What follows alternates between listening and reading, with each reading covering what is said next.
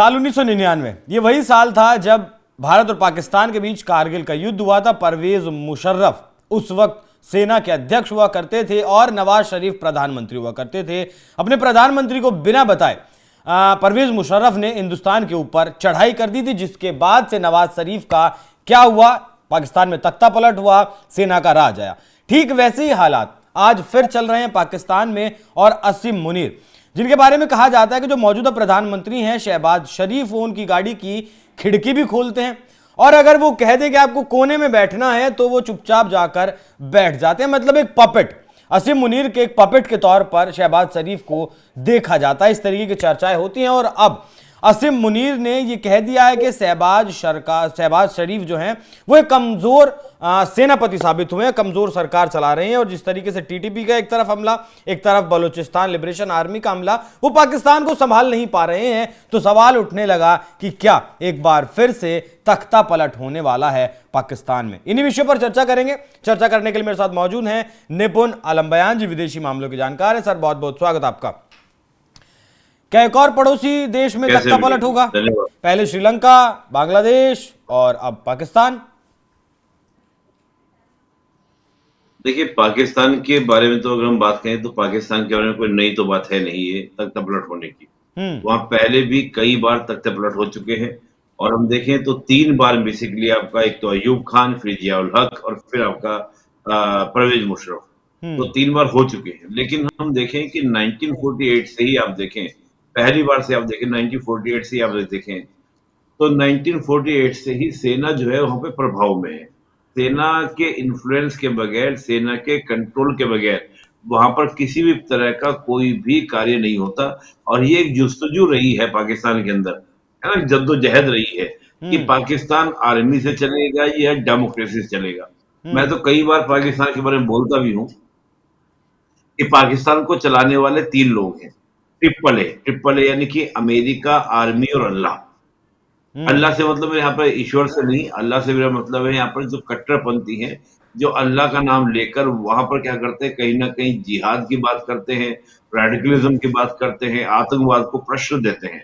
तो आतंकवादी आप कह लीजिए, दूसरा आप कह लीजिए आर्मी और तीसरा आपका अमेरिका। तो अमेरिका अगर हाथ छोड़े तो पाकिस्तान का चलना मुश्किल हो जाता है। अभी जो वर्तमान हालात हैं, हुआ क्या था कि पाकिस्तान के अंदर आर्मी ने एक सोचा समझा प्लान किया था। प्लान ये किया था कि जब 99 में परवेज मुशर्रफ ने तख्ता पलट किया और उसके बाद एक अंतर्राष्ट्रीय प्रतिक्रिया देखने को मिली और अंतर्राष्ट्रीय प्रतिक्रियाओं के कारण परवेज मुशर्रफ के बाद ये तय किया गया कि अब सेना जो है वो बैक में रहेगी और बैक में रहकर क्या करेगी, सरकार को कंट्रोल करेगी। जो अभी आपने बोला वो आपने गलत नहीं बोला, कहा नहीं जाता, that is the reality of the Pakistan. मतलब जो आर्मी तय करेगी, आर्मी मिलिट्री जो तय करेगी वही वहां की गवर्नमेंट करेगी। एक्चुअली क्या है कि जानबूझकर ये सरकार स्तर से बनाई गई ताकि सामने फ्रंट पे क्या दिखाई दे, आपको सरकार दिखाई दे, बैक में उसके कौन मिलिट्री हो, सरकार को कंट्रोल करे, ताकि अगर किसी तरह का कोई भी फेलियर हो, किसी भी तरह का कोई असफलता हो तो मिलिट्री के देखो हमने कुछ नहीं किया, ये सरकार की नाकामी है, सरकार की नाकामी वजह से हो रहा है। हम तो आज भी क्या है, स्ट्रांग है और मजबूत है। आपको याद है जब 2019 में 5 अगस्त 2019 को कश्मीर के अंदर से 370 हटाया गया, तो ये पाकिस्तान की सेना कहा करती थी कि हम अगर कश्मीर को छुआ, 370 को छुआ तो हम ईंट से ईंट बजा देंगे, भारत की ईंट से ईंट बजा देंगे, कर देंगे। लेकिन कुछ भी नहीं कर पाई आर्मी। सारा ठीकरा किस पर फोड़ा आर्मी ने, मिलिट्री ने? इमरान खान के ऊपर। कि इमरान खान को हटाओ, ये इमरान खान जो है पाकिस्तान के मुद्दों को या कश्मीर के मुद्दों को उठाने वाले नहीं है। फिर चेहरा बनाया गया किसको, शहबाज शरीफ को लाया गया। तो आप समझिए इस बात को। तो शहबाज शरीफ, अब आज की हम बात करें, शहबाज शरीफ जो आपने कहा बिल्कुल सही कहा, बलूचिस्तान में फेल्ड, खैबर पख्तूनख्वा में फेल्ड, यहां तक कि आप सोचिए पंजाब के अंदर जाकर हमले हो रहे हैं। हम पंजाब में जो अननोन गनमैन है वहां घूम रहे हैं, वो ढूंढ कर मार रहे हैं पंजाब के अंदर। और पंजाब वो है जो पाकिस्तान के, मान लीजिए अगर पंजाब में इस प्रकार की चीज शुरू हो गई तो पाकिस्तान का फिर कुछ नहीं रहेगा। तो अब यहाँ पर क्या था कि जनता में जिस प्रकार का इकोनॉमिकल मोर्चे में फेल्योर है, सोसाइटी में फेल्योर है, सोसाइटी में दंगे हो रहे हैं तमाम तरह की चीजों को लेकर, और फिर आपका पॉलिटिकल स्टेबिलिटी आपको देखने, पॉलिटिकल डिसीजन आपको देखने को नहीं मिल रहे हैं। अमेरिका वो आपको धमका रहा है, चीन आपको धमका रहा है, बांग्लादेश में आपने करवाने का प्रयास किया लेकिन बांग्लादेश आप समझ नहीं रहा है। मोहम्मद यूनुस कह रहे हैं कि प्लीज एक बार बात तो कर लो हमसे, मिल तो लो हमसे एक बार, भारत को कह रहे हैं। अच्छा। तो आप देखिए कि हर मोर्चे पे जो परंपरागत आपके मित्र थे, सऊदी, यूएई, कतर, इन सब ने भारत के साथ में स्ट्रेटेजिकल पार्टनरशिप कर ली है। तो अब ऐसे में पाकिस्तान की जनता को क्या बताएंगे, क्या कहेंगे? तो सारा ठीकरा फोड़ा जाएगा शहबाज शरीफ के ऊपर। अब यहाँ तो यहाँ पर ये होगा कि सीधा सेना अपने हाथ में कमांड लेगी। मुझे नहीं लगता कि इन हालातों में सेना अपने हाथ में कमांड लेगी। क्यों? क्योंकि फेलियर लगातार है, देश को संभालना मुश्किल है। तो अगर सेना ने अपने हाथ में कमांड लिया, संभाल नहीं रही, तो फिर रह क्या जाएगा पाकिस्तान के पास? जनता किस पर विश्वास करेगी? सेना भी फेल हो गई। तो मुझे लगता है कहीं ना कहीं सत्ता परिवर्तन का प्रयास होगा, शहबाज शरीफ को हटाकर इमरान खान को या अन्य किसी और लीडर को सामने लाने का प्रयास होगा। मुझे ऐसा लग रहा है कि शहबाज शरीफ के दिन लगने वाले हैं। चाइना और अमेरिका का क्या सर? चीन का तो बहुत निवेश है देखिए, पाकिस्तान में, चीन के प्रोजेक्ट्स बहुत चल रहे हैं, और अमेरिका का तो आप जानते हैं कि अमेरिका ने बहुत ज़्यादा टोल दिया है अफगानिस्तान जाने के लिए पाकिस्तान को, तो उसका भी जो हस्तक्षेप राजनीति में पाकिस्तान की है। देखिए, अमेरिका की स्थिति आज ये है, अगर हम अमेरिका की बात करते हैं तो अमेरिका इंडिया के अलावा सोचने की तो मुझे लगता नहीं कि परिस्थिति करेगा। हाँ, ये जरूर है कि अमेरिका चेक एंड मेट के लिए पाकिस्तान को एक मोहरे की तरह यूज करता है कि भारत कभी भी हमारी बात को मानने को मना करेगा तो हम पाकिस्तान को आगे बढ़ा देंगे। उसने हमेशा ही ऐसा किया है। तो अमेरिका का अगर हम प्रेजेंट के इंटरेस्ट की बात करें तो अमेरिका के इंटरेस्ट, आज अमेरिका के इंटरेस्ट भारत से सत्ते हैं, ना कि पाकिस्तान से सत्ते हैं। लेकिन वो प्रयास जरूर करता है। बट अब हम चीन की बात करें, जब आप चीन की बात करते हैं तो चीन ने पाकिस्तान से अपना फोकस हटाकर अफगानिस्तान और ईरान में अपना फोकस किया है, क्योंकि वो जान चुका है चीन भी कि पाकिस्तान के जो हालात हैं वो हालात हमारे लिए बेटर नहीं है, ना, माकूल नहीं है। अब उन माकूल में या तो क्या है कि पाकिस्तान एश्योर करे चीन को कि पूरी मिलिट्री हम तुम्हारे लिए लगा देंगे, तुम्हारी इन्वेस्टमेंट के लिए लगा देंगे, या फिर चीन का लगातार ये दबाव है कि आप चीन की मिलिट्री को पाकिस्तान में आने की परमिशन दो। और अगर चीन की मिलिट्री पाकिस्तान में आती है अभिषेक जी, मेन डेट पाकिस्तान की सोवरेंटी रही कहां? पाकिस्तान बन गया पूर्ण रूप से आपका कॉलोनी बन गया चीन की। तो या तो चीन इस कंडीशन में आगे इन्वेस्टमेंट बढ़ाएगा या फिर चीन कहीं ना कहीं उस इन्वेस्टमेंट को लेकर डेड मानकर चलेगा।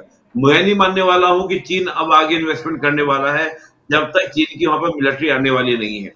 पाकिस्तान इस बात को तो एश्योर नहीं कर पाएगा। हाँ, ये जरूर है कि अगर पाकिस्तान में कूप हो जाए और सेना के हाथ में कंट्रोल आ जाए तो शायद तब चीन क्या कर सकता है कि इन्वेस्टमेंट की बात कर सकता है। तो शहबाज शरीफ को भी नवाज शरीफ की तरह भागना पड़ेगा या पाकिस्तान में रहेंगे? हाँ, अब ये चीज दोनों बातें इसमें देखने की होगी कि शहबाज शरीफ का स्थिति क्या है। लेकिन मैं ये मानकर चल रहा हूं कि शहबाज शरीफ की सरकार जाने वाली है, नई सरकार आएगी, जिसको सेना बनाएगी वो आएगा, ताकि जनता में उठ रहे उबाल को, रोष को ठंडा किया जा सके। अब ये बात है कि शहबाज शरीफ को विलन बना के भेजा जाएगा या सामान्य तरीके से। मेरा अपना मानना है कि शहबाज शरीफ खुद ही भाग जाएंगे, खुद ही निकल जाएंगे। वो ये नहीं करेंगे कि सेना उस पर कंट्रोल की। देखिए रीजन क्या है, शहबाज शरीफ भी एक पपेट है। देखिए, इमरान खान अमेरिका की बुराई करना शुरू कर दिए थे लगातार, और चीन का समर्थन करना शुरू कर दिए थे। तो ये जो पूरी गोटियां सेट की गई थी नवाज शरीफ को लाने की, वो अमेरिका के द्वारा गोटियां सेट की गई थी, बाइडेन एडमिनिस्ट्रेशन के द्वारा। Gate my point? तो आज अमेरिका को नाराज, अमेरिका नहीं चाहेगा कि पाकिस्तान नाराज हो, कि अमेरिका नाराज हो जाए हमसे। तो सिंपल से उनको कोशिश ये होगी कि शहबाज शरीफ खुद ही निकल के भाग जाए, खुद ही निकल के चले जाए, और वहां पर कोई और सत्ता में क्या चीजों को लाया जाए। ये देखना बड़ा दिलचस्प होगा कि पाकिस्तान इन हालातों में कैसे अपने आप को निकालता है। सर एक छोटी सी टिप्पणी, एक छोटा सा कमेंट में आसिम मुनीर पर भी चाहूंगा। वो रिटायर हो गए थे हफ्ते भर बाद, फिर उन्होंने जो है रिटायरमेंट के सेना अध्यक्ष का जो है कमान संभाला, ISI की कमान भी संभाल चुके हैं। तो कितने मजबूत है आसिम मुनीर पाकिस्तान में? देखिए, पाकिस्तान आज 23 मार्च है। आज के दिन पाकिस्तान अपना बनाता है कि ये जो इंडिपेंडेंट, वो रिपब्लिक डे बनाता है, मतलब अपना गणतंत्र दिवस मनाता है। आज के दिन इनका पहला संविधान लागू हुआ था। चलता है संविधान यहाँ? मैं वही बात कह रहा हूँ। तो पहला संविधान जब लागू हुआ था, उसके बाद 3 बार इनका संविधान बदला जा चुका है। और ये संविधान की जितनी मजाक उड़ाते हैं, जितना इस संविधान के धज्जे उड़ाते हैं, मैंने दुनिया में किसी देश को नहीं देखा है। हम्म। और देखिए, जब किसी नेता को किसी भी, आपका देखिए जो आसिम मुनीर है, उनको उनका कार्यकाल पूरा हो गया, दोबारा फिर वो सेना अध्यक्ष बन गए।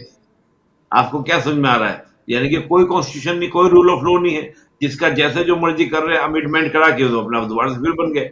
अब ये अपना में प्रदर्शित करता है कि इसका मतलब पकड़ भी है, जो उनका सेना में विरोध नहीं हुआ। और जो मुनीर साहब हैं, इनके जो संबंध है वो सऊदी से बहुत अच्छे हैं। सऊदी ये से बात बहुत आप अच्छे समझिए, संबंध है। सऊदी से बहुत, अब जब सऊदी से बहुत अच्छे हैं तो इसका मतलब इनके रहने की एश्योरिटी है। देखिए, पाकिस्तान दिखने को एक देश है, रियलिटी में देखिए पाकिस्तान दिखने में एक देश है, लेकिन इसकी जो कमांड है वो सऊदी और अमेरिका के पास है। सऊदी कहेगा ताता थैया, तो मुनीर साहब कहेंगे यस बॉस, बताइए कैसे करना है।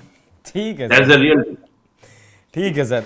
तो पाकिस्तान फिलहाल आंतरिक समस्याओं से जूझ रहा है, बलूचिस्तान अलग होने की मांग कर रहा है, खैबर पख्तूनख्वा भी अलग होने की मांग कर रहा है, और सत्ता परिवर्तन के संकेत भी मिल रहे हैं। तो जिस तरीके से सर ने बताया कि 23 मार्च रिपब्लिक डे मनाते हैं, उसी दिन ऐसी तख्तापलट की खबरें आने पाकिस्तान के लिहाज से, हालांकि कुछ नया नहीं है, 3 बार हो चुका है पहले, इस बार भी अगर होता है तो चौथी बार होगा, लेकिन भारत के लिए जरूर चिंता का विषय है, क्योंकि भारत के जितने भी पड़ोसी हैं सब में ज्यादातर इसी तरीके से राजनीतिक जो असुरक्षा है वो कहीं ना कहीं भारत को परेशान जरूर करने वाले। हालांकि बल्कि अब देखना होगा कि पाकिस्तान के हालात सुधरते हैं तो कब तक, और तख्ता पलट होता है तो कब तक। सर बहुत बहुत शुक्रिया आपका, बहुत बहुत धन्यवाद, आपने इतने विस्तार से चर्चा की। आपको ये चर्चा कैसी लगी दर्शकों कमेंट कर जरूर बताइएगा। नमस्कार।